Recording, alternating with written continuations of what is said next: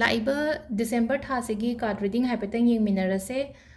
ꯏꯄꯣꯛ ꯅꯨꯃꯤꯠꯀꯤ ꯃꯇꯨꯡ ꯏꯟꯅ ꯑꯣꯏꯅ ꯌꯦꯡꯉꯁꯦꯀꯣ ꯅꯣꯡꯃꯥꯏꯖꯤꯡ ꯅꯤꯡꯊꯧꯀꯥꯕ ꯄꯣꯛꯄ ꯅꯣꯡꯃꯥꯏꯖꯤꯡ ꯄꯣꯛꯄ ꯅꯤꯡꯊꯧꯀꯥꯕ ꯄꯣꯛꯄ ꯑꯗꯨꯃꯥꯏꯅ ꯇꯧꯔꯒ ꯑꯗꯨ ꯈꯜꯂꯒ ꯑꯗꯨꯝ ꯌꯦꯡꯕꯤꯔꯣꯀꯣ ꯃꯥꯒꯤ ꯇꯥꯏꯝ ꯁ꯭ꯇꯥꯝꯗꯣ ꯑꯩꯅ ꯍꯣꯔꯦꯟ ꯀꯃꯦꯟꯇ ꯑꯗꯨꯝ ꯀꯩꯅꯣ ꯇꯧꯔꯒ ꯄꯤꯟ ꯇꯧꯔꯒ ꯍꯥꯞꯄꯝꯃꯒꯦꯀꯣ ꯑꯗꯨꯗ ꯀ꯭ꯂꯤꯛ ꯇꯧꯔꯒ ꯑꯗꯨꯝ ꯌꯦꯡꯉꯁꯦꯀꯣ ꯍꯥꯏꯗꯤ ꯀꯃꯥꯏꯅ ꯆꯤꯡꯈꯠꯂ ꯀꯩꯅꯣ ꯇꯧꯗ꯭ꯔꯒꯁꯨ ꯀꯃꯦꯟꯇ ꯍꯥꯏꯐꯦꯠꯇꯪ ꯆꯪꯉꯦꯅꯀꯣ ꯀꯃꯦꯟꯇ ꯆꯪꯉꯒ ꯑꯩꯅ ꯁꯟꯗꯦ ꯃꯄꯥꯗ ꯍꯥꯏꯗꯤ ꯃꯤꯅꯤꯠ ꯑꯁꯨꯛꯇꯩ ꯍꯧꯕꯅꯦ ꯈꯣꯠꯄꯅꯦ ꯍꯥꯏꯕꯗꯣ ꯑꯗꯨꯃꯥꯏꯅ ꯇꯧꯔꯒꯀꯣ ꯑꯗꯨ ꯂꯩꯔꯦꯀꯣ ꯑꯗꯨꯒ ꯍꯥꯏꯗꯤ 2024ꯒꯤꯁꯤꯅ ꯔꯥꯁꯤꯒꯤ ꯃꯇꯨꯡ ꯏꯟꯅ ꯑꯃꯃꯝ ꯑꯣꯏꯅ ꯃꯆꯥ ꯀꯥꯏꯅ ꯃꯃꯥꯡ ꯆꯍꯤꯗꯁꯨ ꯍꯥꯞꯄꯗꯣ ꯍꯥꯏꯗꯤ ꯔꯥꯁꯤ ꯑꯃꯃꯝꯒꯤ ꯚꯤꯗꯤꯑꯣꯁ ꯑꯃꯃꯝ ꯍꯥꯞꯄꯤꯅꯀꯣ ꯑꯗꯨꯃꯥꯏꯅ ꯇꯧꯔꯒ ꯑꯗꯨꯝ ꯍꯧꯖꯤꯛ ꯗꯤꯁꯦꯝꯕꯔ ꯍꯧꯔꯒꯗꯤ ꯑꯗꯨꯗꯨꯃ ꯐꯖꯅ ꯁꯦꯝꯃꯛꯑꯒꯦ ꯍꯥꯏꯗꯤ 2024ꯒꯤꯅ ꯍꯥꯏꯗꯤ ꯀꯔꯤ ꯔꯦꯃꯤꯗꯤꯁ ꯀꯩ ꯇꯧꯕ ꯁꯨꯝ ꯌꯥꯒꯦ ꯈꯣꯠꯀꯦ ꯍꯥꯏꯕꯗꯣ ꯑꯗꯨꯒꯤ ꯃꯇꯨꯡ ꯏꯟꯅꯁꯨꯀꯣ ꯑꯗꯣ ꯑꯍꯥꯟꯕꯗ ꯉꯁꯤꯒꯤ ꯑꯣꯏꯅ ꯍꯥꯏꯔꯒꯗꯤ ꯍꯥꯏꯗꯤ ꯑꯩꯈꯣꯏꯒꯤ ꯗꯤꯁꯦꯝꯕꯔ ꯍꯥꯏꯗꯤ ꯈ꯭ꯋꯥꯏꯗꯒꯤ ꯑꯔꯣꯏꯕ ꯃꯟꯁꯨ ꯑꯣꯏꯔꯦꯀꯣ ꯑꯔꯣꯏꯕ ꯃꯟꯁꯤꯒꯤ ꯌꯦꯡꯃꯤꯟꯅꯔꯁꯤꯀꯣ ꯀꯥꯔꯠꯀꯤ ꯃꯦꯁꯦꯖꯁꯦ ꯑꯗꯣ ꯈ꯭ꯋꯥꯏ ꯐꯥꯔꯁ ꯑꯍꯥꯟꯕ ꯍꯧꯕ ꯅꯨꯃꯤꯠꯁꯦꯀꯣ ꯅꯣꯡꯃꯥꯏꯖꯤꯡ ꯅꯨꯃꯤꯠꯇꯒꯤ ꯍꯧꯕꯤꯔꯁꯤꯀꯣ ꯅꯣꯡꯃꯥꯏꯖꯤꯡ ꯅꯨꯃꯤꯠꯀꯤ ꯌꯦꯡꯉꯁꯦ ꯀꯩ ꯂꯩꯒꯦ ꯍꯥꯏꯕꯗꯣ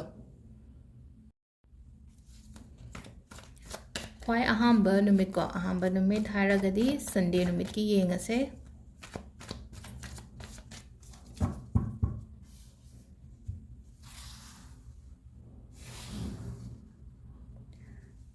ꯑꯩꯁꯤꯗꯒꯤ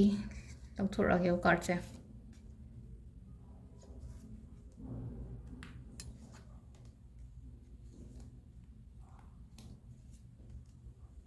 ꯁꯤ ꯂꯩꯔꯦꯀꯣ ꯀꯥꯔꯠ ꯃꯉꯥꯁꯦ ꯅꯣꯡꯃꯥꯏꯖꯤꯡ ꯄꯣꯛꯄ ꯉꯩꯒꯤ ꯑꯣꯏꯅ ꯍꯥꯏꯔꯒꯗꯤ ꯅꯣꯡꯃꯥꯏꯖꯤꯡ ꯄꯣꯛꯄꯁꯦ ꯑꯩꯈꯣꯏꯒꯤ ꯗꯤꯁꯦꯝꯕꯔ ꯊꯥꯒꯤꯁꯦ ꯌꯥꯝ ꯐꯅ ꯂꯥꯛꯑꯦꯀꯣ ꯀꯥꯔꯠꯁꯦꯀꯣ ꯌꯥꯝ ꯐꯅ ꯂꯥꯛꯑꯦꯅ ꯍꯥꯏꯔꯒꯗꯤꯀꯣ ꯍꯥꯟꯅ ꯁꯨꯝ ꯍꯥꯟꯅꯒꯤ ꯑꯣꯏꯅ ꯍꯥꯏꯔꯒꯗꯤ ꯋꯥꯈꯟꯁꯦ ꯁꯨꯝ ꯍꯧꯈꯤꯕ ꯃꯇꯝ ꯍꯥꯏꯔꯁꯤꯅꯦꯀꯣ ꯃꯃꯥꯡꯒꯤ ꯊꯥ ꯑꯣꯏꯔꯣ ꯅꯠꯇ꯭ꯔꯒ ꯂꯥꯁ ꯇꯨ ꯂꯥꯁ ꯃꯟ ꯍꯥꯏꯔꯁꯤꯅꯦꯀꯣ ꯑꯗꯣ ꯁꯥꯏ ꯀꯥꯟꯁꯤꯗꯅ ꯑꯃꯨꯛ ꯀꯃꯥꯏꯅ ꯂꯩꯒꯦ ꯍꯥꯏꯔꯒ ꯅꯦꯒꯦꯇꯤቭ ꯊꯣꯠꯁ ꯃꯌꯥꯝ ꯑꯃ ꯂꯩꯕ ꯗꯤꯁꯑꯄꯣꯏꯟꯠ ꯑꯣꯏꯕꯀꯣ ꯍꯥꯏꯗꯤ ꯑꯩꯅ ꯁꯨꯝ ꯊꯕꯛ ꯏꯪꯈꯥꯡꯁꯦ ꯇꯧꯕ ꯃꯇꯝꯗ ꯑꯣꯏꯔꯛꯇꯕ ꯈꯣꯠꯇꯕ ꯑꯗꯨꯝꯕ ꯃꯌꯥꯝꯗꯨꯅ ꯍꯥꯏꯗꯤ ꯈꯤꯇꯪꯀꯣ ꯔꯤꯒ꯭ꯔꯦꯠꯅꯤ ꯈꯪꯗꯦ ꯗꯤꯁꯑꯄꯣꯏꯟꯠꯃꯦꯟꯠꯅꯤ ꯈꯪꯗꯦ ꯑꯃ ꯀꯩꯅꯣꯅꯤ ꯈꯪꯗꯦꯀꯣ ꯍꯥꯏꯗꯤ ꯐꯠꯇꯕ ꯊꯣꯠꯁꯀꯨꯝꯕꯁꯦ ꯌꯥꯝꯅ ꯈꯜꯂꯦꯀꯣ ꯍꯧꯖꯤꯛꯀꯤ ꯑꯣꯏꯅꯗꯤ ꯈꯟꯗꯦꯀꯣ ꯍꯧꯖꯤꯛꯀꯤ ꯑꯣꯏꯅ ꯍꯥꯏꯔꯒꯗꯤ ꯏꯁꯥꯁꯤꯗ ꯆꯦꯟꯖꯦꯁꯇꯤ ꯃꯌꯥꯝ ꯑꯃ ꯂꯥꯛꯑꯦ ꯆꯦꯟꯖꯦꯁ ꯂꯥꯛꯏꯁꯦ ꯀꯩꯅꯣ ꯍꯥꯏꯕ ꯃꯇꯝꯗ ꯍꯧꯖꯤꯛ ꯑꯩꯅ ꯇꯧꯔꯤꯕ ꯊꯕꯛꯁꯤꯗꯀꯣ ꯍꯥꯏꯗꯤ ꯑꯩꯅ ꯍꯧꯖꯤꯛ ꯇꯧꯔꯤꯕ ꯊꯕꯛꯁꯤꯗ ꯒ꯭ꯔꯣꯠ ꯂꯥꯛꯏꯕ ꯑꯩꯅ ꯇꯧꯔꯤꯕ ꯊꯕꯛꯁꯤꯗ ꯒ꯭ꯔꯣꯠ ꯂꯥꯛꯏ ꯑꯗꯒꯤ ꯃꯤꯅ ꯃꯁꯛ ꯈꯪꯕꯤꯕ ꯈꯣꯠꯄꯤꯕ ꯑꯗꯨꯃꯁꯨ ꯂꯩꯔꯦꯀꯣ ꯑꯩꯅ ꯊꯕꯛ ꯏꯪꯈꯥꯡ ꯇꯧꯕ ꯑꯣꯏꯔꯒꯗꯤꯀꯣ ꯃꯤꯅ ꯃꯁꯛ ꯈꯪꯕꯤꯕ ꯈꯣꯠꯄꯤꯕ ꯍꯥꯏꯔꯒꯗꯤ ꯍꯥꯏꯗꯤ ꯃꯁꯛ ꯈꯪꯕ ꯍꯥꯏꯔꯒꯗꯤ ꯅꯦꯝ ꯐꯦꯝ ꯍꯥꯏꯇꯥꯔꯦꯀꯣ ꯍꯥꯏꯗꯤ ꯃꯤꯡ ꯑꯩꯒꯤ ꯃꯤꯡꯁꯦ ꯀꯅꯥꯅꯣ ꯑꯩ ꯀꯩꯅꯣ ꯈꯪꯕ ꯃꯤꯅ ꯑꯗꯒꯤ ꯐꯦꯝꯀꯣ ꯍꯥꯏꯗꯤ ꯑꯩꯅ ꯇꯧꯔꯤꯕ ꯈꯣꯠꯂꯤꯕ ꯃꯌꯥꯝꯗꯨꯅ ꯍꯥꯏꯗꯤ ꯃꯤꯒꯤ ꯃꯃꯥꯡꯁꯤꯗ ꯍꯥꯏꯗꯤ ꯑꯩ ꯃꯁꯛ ꯇꯥꯛꯄꯗꯣ ꯑꯗꯨꯃꯥꯏꯅ ꯑꯗꯨꯃ ꯂꯩꯔꯦꯀꯣ ꯑꯗꯨꯒ ꯑꯩꯒꯤ ꯍꯧꯖꯤꯛ ꯇꯧꯔꯤꯕ ꯑꯩꯅ ꯊꯕꯛ ꯏꯪꯈꯥꯡ ꯑꯃ ꯑꯅꯧꯕ ꯑꯃ ꯍꯧꯋꯦꯅ ꯈꯜꯂꯁꯦꯕ ꯍꯟꯗꯛꯀꯤ ꯊꯥꯁꯦ ꯅꯠꯇ꯭ꯔꯒ ꯍꯧꯗꯣꯏꯅꯦꯅ ꯈꯜꯂꯁꯦꯕ ꯗꯤꯁꯦꯝꯕꯔ ꯊꯥꯁꯤꯗ ꯑꯗꯨꯒꯤ ꯊꯕꯛꯇꯨꯗꯀꯣ ꯒ꯭ꯔꯣꯠ ꯐꯖꯅ ꯂꯩꯅꯤꯀꯣ ꯒ꯭ꯔꯣꯠ ꯂꯩꯅꯤ ꯁꯛꯁꯦꯁ ꯂꯩꯒꯅꯤꯀꯣ ꯁꯤꯒꯤ ꯄꯣꯠꯁꯤꯗ ꯑꯗꯨꯒ ꯊꯃꯣꯏꯁꯨ ꯌꯥꯝꯅ ꯁꯦꯡꯅꯁꯨ ꯇꯧꯋꯦꯀꯣ ꯊꯕꯛ ꯇꯧꯕ ꯃꯇꯝꯁꯤꯗꯀꯣ ꯍꯥꯏꯗꯤ ꯃꯤꯁꯦ ꯑꯣꯅꯦꯁ ꯑꯣꯏꯕ ꯂꯣꯌꯦꯜ ꯑꯣꯏꯕ ꯈꯣꯠꯄ ꯍꯥꯏꯕ ꯑꯃ ꯂꯩꯗꯅ ꯑꯗꯨꯃꯥꯏꯅꯀꯣ ꯁꯤꯗꯁꯨꯀꯣ ꯍꯥꯏꯗꯤ ꯃꯤꯁꯦ ꯑꯩ ꯏꯁꯥꯒꯤ ꯑꯣꯏꯅ ꯍꯥꯏꯔꯒꯁꯨꯀꯣ ꯁꯤꯗ ꯏꯁꯥꯁꯤꯗ ꯍꯥꯏꯁꯦ ꯍꯥꯏꯗꯤ ꯌꯥꯝꯅ ꯊꯃꯣꯏ ꯁꯦꯡꯅ ꯇꯧꯖꯔꯤꯕ ꯁꯤꯗ ꯄꯣꯠꯁꯦ ꯑꯗꯣꯀꯣ ꯁꯨꯃꯥꯏꯅ ꯇꯧꯔꯕꯅꯤ나 ꯑꯩꯒꯤ ꯂꯥꯛꯀꯗꯧꯔꯤꯕ ꯃꯇꯝꯁꯤꯗꯁꯨꯀꯣ ꯑꯩꯉꯣꯟꯗ ꯁꯛꯁꯦꯁ ꯐꯖꯅ ꯄꯤꯔꯤꯕ ꯁꯤꯗ ꯂꯥꯛꯏꯕ ꯀꯥꯔꯠꯁꯤꯒꯤ ꯃꯇꯨꯡ ꯏꯟꯅ ꯍꯥꯏꯔꯒꯗꯤꯀꯣ ꯁꯤꯗ ꯑꯩꯉꯣꯟꯗ ꯁꯛꯁꯦꯁ ꯄꯤꯔꯤ ꯃꯤꯅ ꯃꯁꯛ ꯈꯪꯕꯤꯔꯤꯀꯣ ꯍꯥꯏꯗꯤ ꯃꯤꯅ ꯃꯁꯛ ꯈꯪꯕ ꯄꯕ꯭ꯂꯤꯛ ꯔꯤꯀꯣꯛꯅꯥꯏꯁ ꯇꯧꯔꯛꯄꯁꯦ ꯁ꯭ꯋꯥꯏ ꯀꯥꯟꯁꯤꯗ ꯄ꯭ꯔꯣꯒ꯭ꯔꯦꯁ ꯂꯥꯛꯀꯅꯤꯀꯣ ꯑꯩꯅ ꯇꯧꯔꯤꯕ ꯊꯕꯛ ꯏꯪꯈꯥꯡ ꯃꯌꯥꯝꯁꯤꯗ ꯀꯣꯟꯐꯤꯗꯦꯟꯁ ꯌꯥꯝ ꯂꯩꯌꯨꯀꯣ ꯀꯣꯟꯐꯤꯗꯦꯟꯁ ꯌꯥꯝꯅ ꯂꯩꯌꯣ ꯑꯩꯒꯤ ꯒꯣꯜ ꯑꯩꯒꯤ ꯇꯥꯔꯒꯦꯠ ꯑꯗꯨꯝꯕ ꯃꯌꯥꯝꯗꯣ ꯂꯣꯏꯅ ꯑꯦꯆꯤꯞ ꯑꯣꯏꯕ ꯑꯗꯨꯃꯥꯏꯅ ꯇꯧꯔꯒ ꯑꯣꯏꯀꯣ ꯑꯗꯣ ꯁꯤꯗꯀꯣ ꯍꯥꯏꯗꯤ ꯕ꯭ꯂꯣꯛ ꯃꯄꯥ ꯑꯃ ꯊꯝꯃꯦꯀꯣ ꯑꯩꯅ ꯅꯝꯕꯔ 4ꯒꯤ ꯃꯄꯥꯁꯦ ꯍꯥꯏꯗꯤ ꯈꯤꯇꯪ ꯑꯩꯉꯣꯟꯗ ꯁꯨꯝ ꯑꯩꯅ ꯇꯧꯒꯗꯕ ꯇꯧꯔꯣꯏꯗꯕ ꯈꯜꯂꯣꯏꯗꯕ ꯈꯟꯒꯗꯕ ꯑꯗꯨꯝꯕ ꯃꯌꯥꯝꯒꯤ ꯃꯇꯥꯡꯗꯅꯤꯀꯣ ꯁꯤꯗ ꯑꯃꯨꯛꯀꯣ ꯍꯥꯏꯗꯤ ꯁ꯭ꯇ꯭ꯔꯒꯜꯗꯤ ꯌꯥꯝ ꯇꯧꯋꯦꯀꯣ ꯍꯥꯏꯗꯤ ꯊꯕꯛꯁꯦ ꯌꯥꯝꯅ ꯇꯔꯥꯏꯕꯗꯤ ꯑꯣꯏꯗꯕ ꯍꯥꯏꯗꯤ ꯑꯩꯒꯤ ꯑꯣꯏꯅ ꯁꯤꯗꯀꯣ ꯁ꯭ꯇ꯭ꯔꯒꯜꯁꯦ ꯌꯥꯝ ꯇꯧꯋꯦ ꯁ꯭ꯇ꯭ꯔꯒꯜ ꯇꯧꯕꯅ ꯍꯥꯏꯔꯒꯗꯤ ꯑꯩꯅ ꯍꯧꯖꯤꯛ ꯍꯣꯠꯅꯔꯤꯕ ꯊꯕꯛꯁꯦ ꯑꯩꯉꯣꯟꯗ ꯀꯥꯟꯅꯔꯒꯁꯨꯀꯣ ꯑꯩꯉꯣꯟꯗ ꯍꯥꯏꯗꯤ ꯑꯩꯒꯤ 100%ꯗꯤ ꯄꯤꯖꯔꯤꯕ ꯑꯗꯨꯝ ꯁ꯭ꯇ꯭ꯔꯒꯜ ꯇꯧꯔꯤ ꯑꯗꯨꯒ ꯑꯃꯨꯛꯃꯨꯛꯅꯦ ꯈꯪꯕ꯭ꯔꯥ ꯍꯥꯏꯗꯤ ꯁꯤꯗꯀꯣ ꯍꯥꯏꯗꯤ ꯃꯇꯦꯡ ꯄꯥꯡꯕꯤꯅꯤꯡꯉꯥꯏ ꯃꯤ ꯂꯩꯇꯕꯁꯦ ꯑꯩꯉꯣꯟꯗ ꯏꯊꯟꯗ ꯂꯣꯏꯅ ꯍꯣꯠꯅꯕ ꯑꯃ ꯁꯨꯃꯥꯏꯅ ꯁꯤꯗ ꯂꯥꯛꯏꯀꯣ ꯍꯥꯏꯗꯤ ꯏꯊꯟꯗ ꯂꯣꯏꯅ ꯍꯣꯠꯅꯔꯒꯅꯤ ꯊꯕꯛꯇꯤ ꯒ꯭ꯔꯣꯠ ꯂꯥꯛꯏꯕ ꯅꯣ ꯗꯥꯎꯠ ꯊꯕꯛꯇꯗꯤ ꯒ꯭ꯔꯣꯠ ꯂꯥꯛꯏ ꯑꯗꯨꯕꯨ ꯍꯥꯏꯗꯤ ꯑꯩꯒꯤꯅꯦ ꯍꯥꯏꯕꯗ ꯀꯅꯥꯝꯇ ꯂꯩꯇꯕꯗꯣ ꯑꯗꯨꯃꯥꯏꯅ ꯑꯣꯏꯅ ꯑꯣꯏꯀꯣ ꯑꯗꯨ ꯀꯩꯝ ꯈꯟꯒꯅꯣ ꯍꯥꯏꯗꯤ ꯑꯩꯁꯦ ꯁꯨꯃꯥꯏꯅ ꯈꯜꯂꯣ ꯍꯥꯏꯔꯒꯗꯤꯀꯣ ꯍꯥꯏꯗꯤ ꯏꯁꯣꯔꯁꯤꯅ ꯑꯩꯁꯦ ꯑꯁꯨꯛ ꯌꯥꯝꯅ ꯍꯥꯏꯗꯤ ꯁ꯭ꯇ꯭ꯔꯣꯡ ꯑꯣꯏꯍꯜꯂꯕꯅꯦ ꯀꯦꯄꯦꯕꯜ ꯑꯣꯏꯍꯜꯂꯕꯅꯦ ꯀꯅꯥꯝꯇ ꯃꯇꯦꯡ ꯌꯥꯎꯗ꯭ꯔꯁꯨ ꯑꯩ ꯇꯧꯕ ꯉꯝꯅꯤ ꯍꯥꯏꯕꯒꯤꯀꯣ ꯏꯁꯥꯗ ꯀꯣꯟꯐꯤꯗꯦꯟꯁ ꯂꯩꯌꯣꯀꯣ ꯑꯗꯣ sida last la iba card su yam phazan la ko card la iba si hadi mi kari kra punba khotpa ma su oire ko mi punba haraga di hadi thaina gi marup mapang punba ni khangde reunion ni khangde ko reunion ni khangde dagi hadi college ki natraga hadi school gi imana bai manabi punba cousin ungzen punba khotpa adumba su yamna leiri ko hadi phazan aduga hana ai gi life te ga chat khiba mi gumba ga leina ko hadi ai isa sin ai ngonda phagale ko hajik se ko aina tawriba thabak mayam se adu hadi mi sing je masa mathanda changak pado mi se faragadi akhoi gi mi ne hainingi dena ko adumaina same ko hadi masa mathanda changjara kani ba akhoi gi leiriba mi mayam se ko aduduna hadi sida mi sing je return lakpa gumba ai ngonda mating gumba pirakpa gumba aduga sida ko hadi ai gi oina imung manung dagi so mo ko hadi sida na imung manung dai kari kra sidai corporation so kara di phangani ko aduga ngasai gi nungai yai phaba harase ko nungai ya phaba se hauji hauji su nungai na khala se ba amukka hena nungai ba piri ba sida ko adu sida leire akhoi gi aham bagi ko nomai jingi oina card message ko mathangi ningthoka bagi amu yeng minarase ko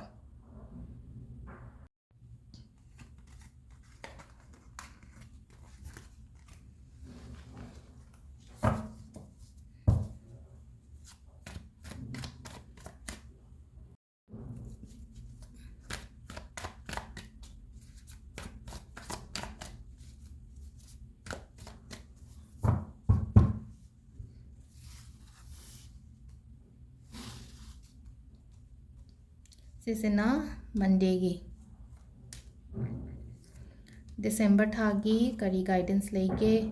दिसंबर थागी करी energy लेके है बतुदु येंगमिनरसे निंगथौकाबा पोक्पा मींगैगी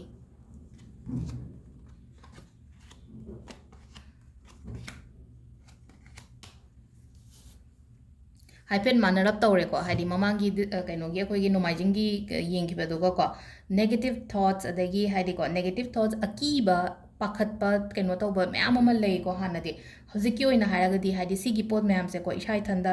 सिदा को हाइदि इसाइ थंदा कइनो तौरा थोलकपा से हाइदि अदुदगी fight तौरगा थोलकपा से fight तौरगा ने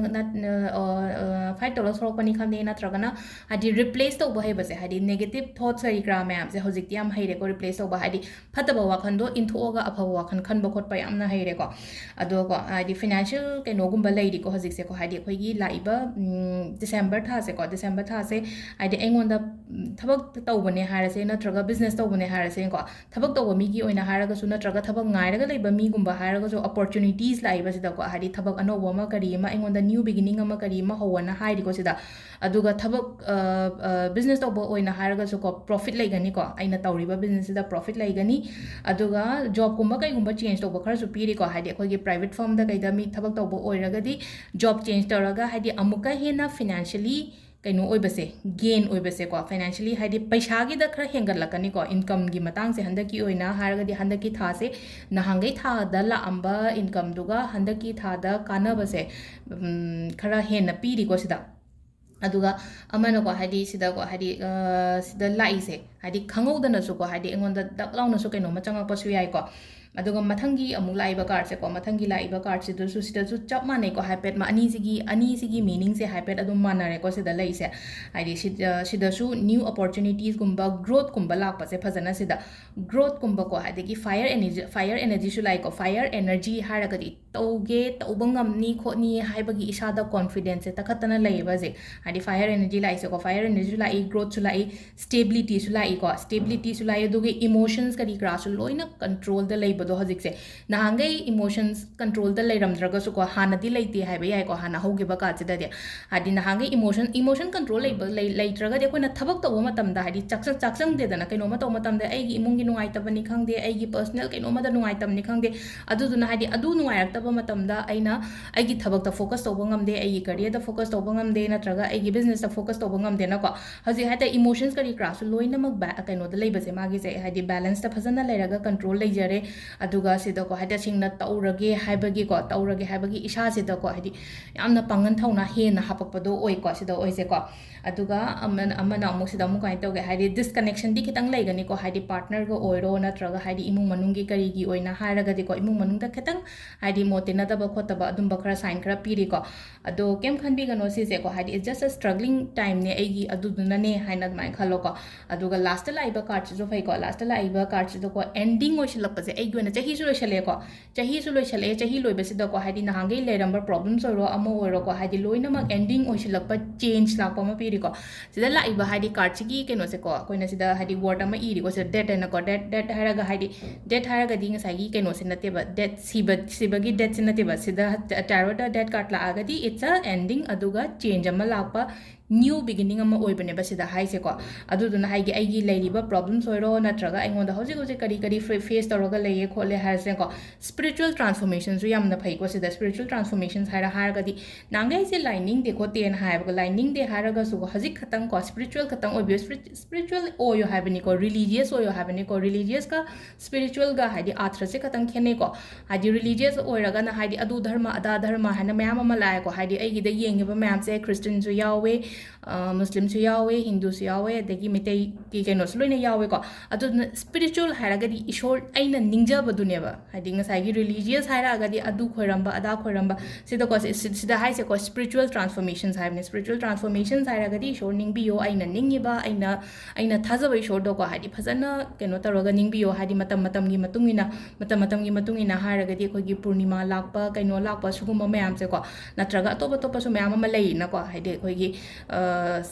ꯐꯦꯁꯇꯤቭ ꯃꯆꯥ ꯂꯩꯕ ꯃꯌꯥꯝꯁꯦꯀꯣ ꯑꯗꯨꯒꯤ ꯑꯀꯣꯔꯗꯤꯡꯂꯤ ꯑꯩꯈꯣꯏꯅ ꯐꯖꯅꯀꯣ ꯍꯥꯏꯗꯤ ꯂꯥꯏꯅꯤꯡꯕ ꯈꯣꯠꯄꯁꯨ ꯌꯥꯝ ꯐꯩꯀꯣ ꯂꯥꯏꯅꯤꯡꯕ ꯐꯩ ꯍꯥꯏꯁꯦ ꯀꯩꯒꯤꯅꯣ ꯍꯥꯏꯕ ꯃꯇꯝꯗ ꯏꯁꯣꯔꯒꯤ ꯕ꯭ꯂꯦꯁꯤꯡꯁ ꯌꯥꯝꯅ ꯂꯩꯌꯦꯕꯀꯣ ꯁꯤꯗꯀꯣ ꯂꯥꯛꯏꯕ ꯃꯇꯝꯁꯤꯗ ꯏꯁꯣꯔꯒꯤ ꯕ꯭ꯂꯦꯁꯤꯡꯁ ꯌꯥꯝꯅ ꯂꯩ ꯑꯗꯨꯗꯨꯅ ꯍꯥꯏꯗꯤ ꯃꯤꯅ ꯃꯇꯦꯡ ꯄꯥꯡꯗ꯭ꯔꯒꯁꯨ ꯏꯁꯣꯔꯅ ꯃꯇꯦꯡ ꯄꯥꯡꯉꯛꯀꯅꯤꯕ ꯁꯣꯝꯒꯤꯗꯃꯛꯇ ꯑꯗꯨꯅꯅꯦꯀꯣ ꯍꯥꯏꯁꯦ ꯑꯗꯣ ꯁꯤꯗ ꯂꯩꯔꯦ ꯑꯩꯈꯣꯏꯒꯤ ꯅꯤꯡꯊꯧꯀꯥꯕ ꯄꯣꯛꯄꯉꯩꯒꯤ ꯑꯣꯏꯅ ꯍꯥꯏꯔꯒꯗꯤ ꯃꯊꯪꯒꯤꯁꯤꯅ ꯂꯩꯕꯥꯛꯄꯣꯛꯄꯒꯤ ꯑꯃꯨꯛ ꯌꯦꯡꯃꯤꯟꯅꯔꯁꯤꯀꯣ ꯅꯦꯛꯁꯀꯤꯁꯤꯅ ꯇ꯭ꯌꯨꯁꯗꯦ ꯅꯨꯃꯤꯠꯀꯤ ꯂꯩꯕꯥꯛꯄꯣꯛꯄ ꯄꯣꯛꯄ ꯃꯤꯒꯤ